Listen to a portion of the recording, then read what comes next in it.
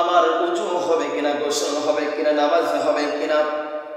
হে আম্মা জান, ঈদুল আজহা, ঈদুল ফিতর অনুষ্ঠানের সময় আপনি যে মেহেদিটা ইউজ করেন আপনার জানার দরকার। আগেকার আমরা দেখেছি আগে গাছের মেহেদি বেটে বেটে হাতে লাগাইতো। আমার বাড়ি সাতক্ষীরা সুন্দরবন অঞ্চলে, আমার বাড়ির পাশে কোনো গাছ আছে, আমার ছোট্ট বোনটা আগে পেড়ে নিয়ে আসতো, আমরা হাতে দিতাম, আমার বোন হাতে দিত, মা হাতে দিত। এখন তো বাংলাদেশের ভিতরে উন্নত মানের মেহেদি পাওয়া যায়, টিউব মেহেদি পাওয়া যায়।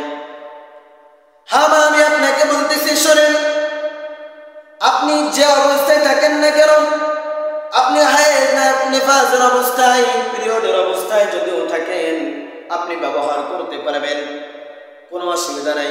অনেকে জিজ্ঞাসা করে, হুজুর আমি নাপাক, এখন কি আমি মেহেদি ইউজ করতে পারবো? আমরা যখন নাপাক থাকি খাবার তো খাই,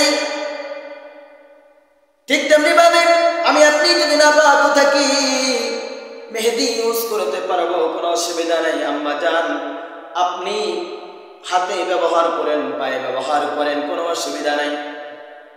এই মেহেদি দ্বারা স্কিন গবেষকরা বলেন মেহেদি ব্যবহারের ফলে চামড়ার ভিতরে পানি পৌঁছাতে বিঘ্ন ঘটায় না, কোনো সমস্যা হয় না।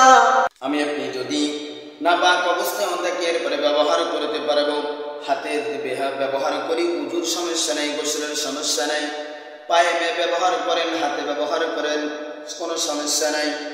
কিন্তু আম্মা জান, একটা দিক গভীরভাবে খেয়াল করবেন, কোনো পর পুরুষের হাত দ্বারা আপনি ডিজাইন করতে পারবেন না, কোনো পর পুরুষ দ্বারা আপনি ডিজাইন করতে পারবেন না। এবার আসেন, পুরুষরাকে হাতে মেহেদি ব্যবহার করতে পারবে কিনা?